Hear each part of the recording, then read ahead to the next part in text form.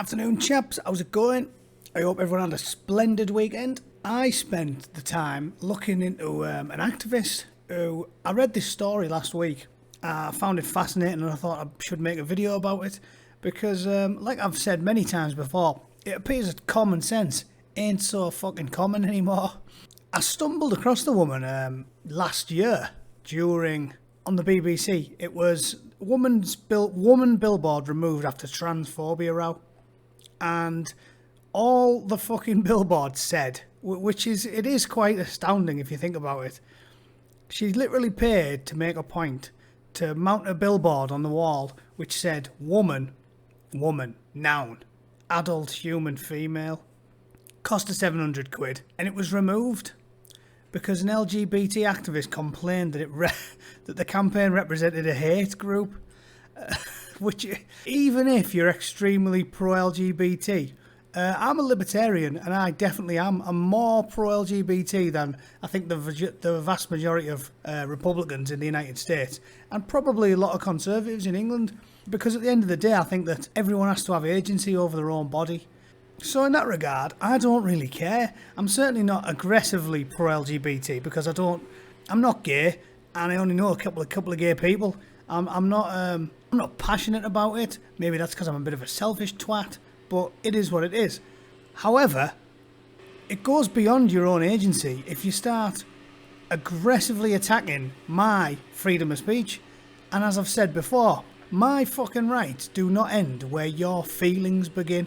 I'm not an emotional person, so I get particularly annoyed when people think that the whole of the world has to bend to the whims of a perpetually outraged, shrieking social justice warrior. We don't. I still consider myself quite a liberal fella. I'm certainly left of many right-wing conservatives in the United States because I'm not a religious man. So I annoy them when it comes to things like euthanasia and abortion as well. I think ultimately, if it only affects you, I know it's a little complicated with abortion because, you are talking about a life, or at least a potential life, but the trans one is way less complicated than the abortion debate, because the trans debate, you're talking about aggressively stifling freedom of speech, just the ability to talk and discuss things, and the idea that a fucking billboard with woman equals adult human female should be banned is preposterous. I agree with her entirely. It's fucking ridiculous. Even if you're 100% behind the idea that a woman can be a man if they identify that way, you should be at least allowed to have the conversation. I've no idea why this got banned and it made such a relatively small ripple in the waves. There she is. There's Posie. Ordinary middle-aged woman. So I started looking into her after reading this story from the Christian Post, which said she'd basically been permanently banned from Facebook. Again, this tugs at my liberal sensibilities because you shouldn't be getting permanently banned from social media platforms. They're the modern public sphere. That's where modern people talk. Everyone should be allowed on there. Unless you're, a raving fucking lunatic and you're talking like the most hateful shit you can imagine. Mass murder. Not simply disagreeing with a very, very fringe element of the LGBT community that will not accept any form of argument on the issue. So the purge has started. He's going to get fucking banned from everything. That's how it works, right? They did it to Alex Jones. He got fucking deleted from the internet. And they'll do what they can to try and destroy her. As they always do, right? They'll still try and get it so the banks won't lend her any money. The fucking kids aren't allowed to use the school system. Turn her power and her water off. Fuck it, it's like a war of attrition. You disagree with militant activists, therefore starve to death. Seems to be their approach. Bit extreme if you ask me, but what the fuck do I know? So I did a bit more research. I'll play the first minute of this because I thought it was quite an interesting video. I was sat through the whole thing, but she'll do a better introduction than me. My name is Kelly J. Keane-Minshaw, but I go by the online name of Posie Parker. I've been Posie Parker online for about 12 years, and I am an adult human female. And these days, woman is something that seems to be co-opted for men to exercise their fetish and their perversion in public, and we all have to play along.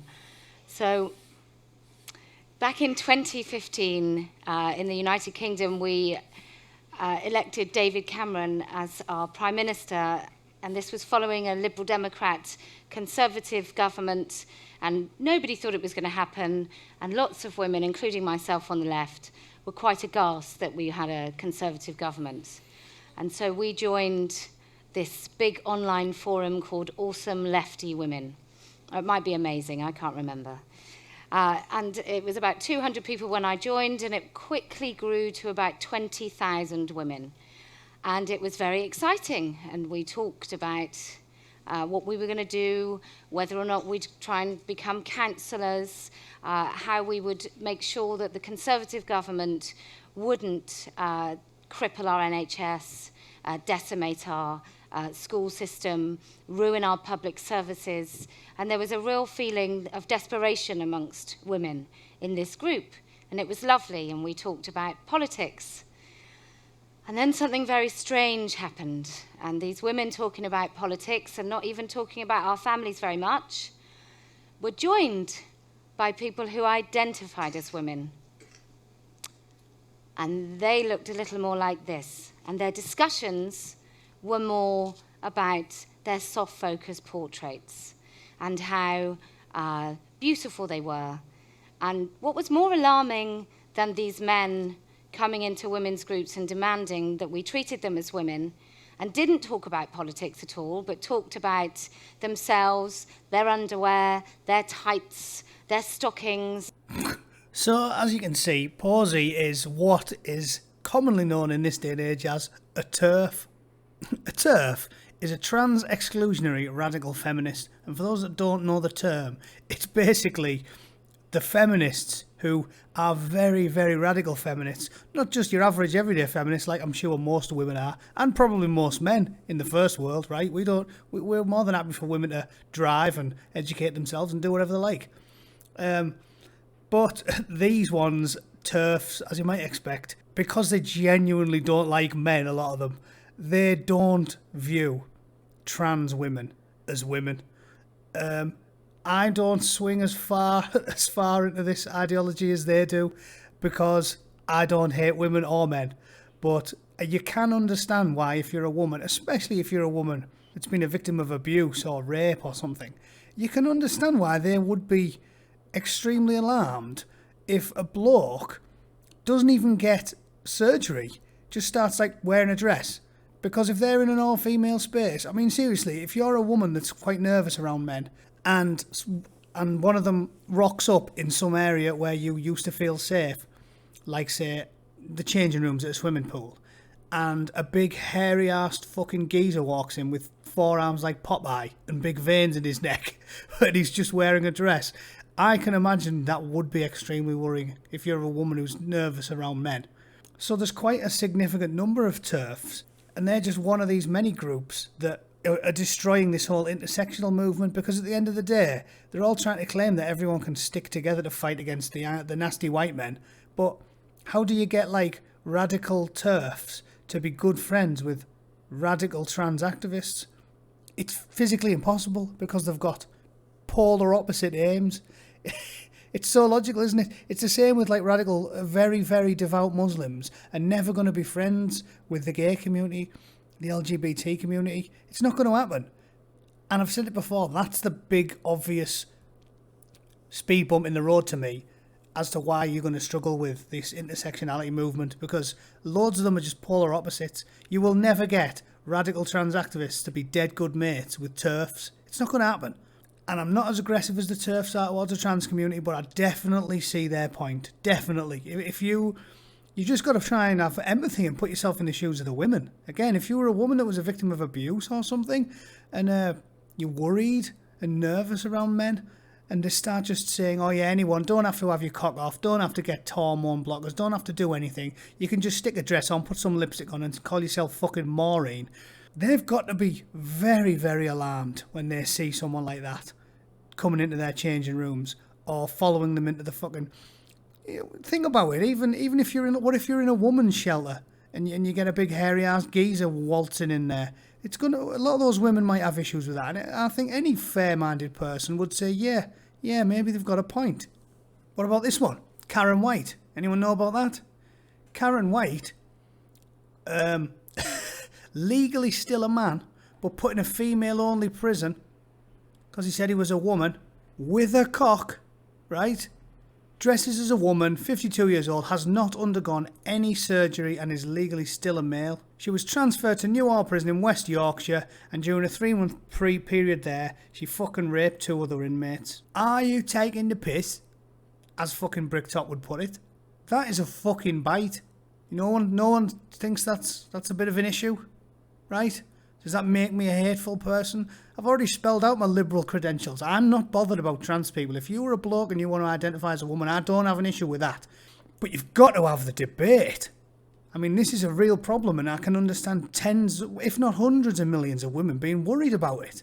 And yet Facebook, the British government, and it seems like the halls of power everywhere in the Western world are consistently siding with the trans community and just saying, shut up, you can't talk about it, fuck you, and if you talk about it, we'll even prosecute you, and if you've got a cock, you can go in a woman's prison.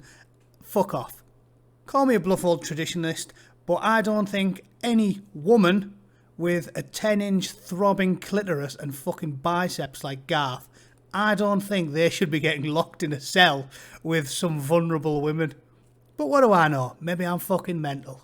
So Posie Parker, look her up. I will link the video in the description. I really think she's got a point to make. I enjoyed listening to her.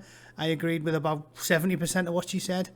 Definitely with sports as well. I think it's fucking unbelievable when you've got big hairy-ass women fucking thrashing all the birds in cage fights and boxing matches and fucking cycling.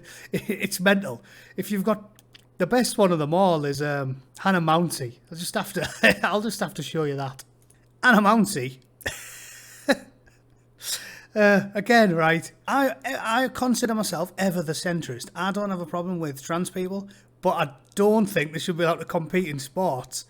Because if you're not allowed to inject yourself with testosterone like fucking Lance Armstrong and all these other people who juice, how can it be fair for blokes to transition and then a couple of years later just thrash women? It's not really fair, is it? Biology says, men have got stronger hearts and bigger lungs and more muscle. It's just not fair. Logically, it's not fair. Hannah Mounty transitioned while in Qatar for the 2016 Summer Olympics at the age of, well, what? So, transitioned in 2016, is 30 years old now. So, literally, as a 27-year-old man, 26, transitioned and become a woman. And what does Hannah Mounty do now? She knocks the fucking shite out of little Iranian girls. Look at the size of that fucking unit. I think she could fight me and my fucking granddad at the same time. Absolute unit. Bosh, elbow in the chops. Bosh, have it, you little fucking midget. That's actually unbelievable, isn't it? Hannah Mounty isn't letting the trolls win. She's flinging her big hairy nipples into it with rare gusto. Look, absolute cannons. Good luck getting the ball off her, love. You're fucked. Doesn't really build your fingers and wrists as well, does it? When she was 25, she was fucking flinging herself around the bedroom like I was. The girl on the left probably just doing knitting, sewing. Things that don't, build your forearms and your wrists. It's a good one. Get your own ball, loser. Fuck off. Look, yeah, Hannah could cave my fucking head in. There we have it. Bit weird, innit? Even if you don't agree with me, surely it's a discussion that we need to have. Surely if you have empathy for women that are worried about men in women's spaces, surely you can say, well, at least let them have a chat. The idea that Posie Parker's getting treated like a fucking jihadi John blows my fucking mind. Anyway, moving swiftly on, because this is quite a long video, but I did want to cover one other thing that made me laugh this weekend. In my last video, I was talking about the borough, Boris Johnson in the borough. Well, this made me fucking howl laughing. So, the woman running in Middlesbrough for the Labour Party is, well, she calls herself Lauren Dingsdale. For the many, not the few. There's Lauren, look. She's a nice working class gal. Lauren Dingsdale? Aye, lass. No, because that's not a fucking name. Guido Fawkes looked into this and said, Lauren Dingsdale's trying to sell herself as like a working class girl of the people. She's a lying twat. She says, look, she was born in Middlesbrough, Carterbuck West Hospital, and grew up in Martin, attending Lingfield Primary School, so that's right near me. She said she went to Nunthorpe Comprehensive. I went there. I have no idea who she is, though. Before she went to Oxford. And, oh, look, she became the first person for her family to go to university. Yeah, and then she's a fucking lawyer. They're all lawyers. So, first of all, she went to Oxford and she's a lawyer. So, she's not a painter and decorator from fucking Grove Hill, is she? She's like, blah, blah, the rich get richer. Yeah, terrible. Working class. Turns out, she's not called Lauren Dinsdale. She's called Lauren de Thibault de Bosinga, revealing she's bona fide Flemish aristocracy. The Castellonian family are so notable they have their own Wikipedia page. Thibault de Bosinga is a notable and noble family from West Flanders with mainly rural roots in the Ypres region. Yeah. So, they've got their own coat of arms and a fucking castle. But, yeah, apparently they're the working class heroes from Middlesbrough. Bosinga Castle. There you go, there's her house. Fuck me. Lauren Dinsdale, working class hero. Get off my land, peasant. That made me laugh. Campaigning as a regular Teessider, went to the private school, Yarm, and then into politics at Oxford, and then worked for a Magic Circle law firm, and then appeared on Who Wants to Be a Millionaire, and turns out she's fucking wadded. And again, I don't particularly care about this thing. I'm not a class warrior.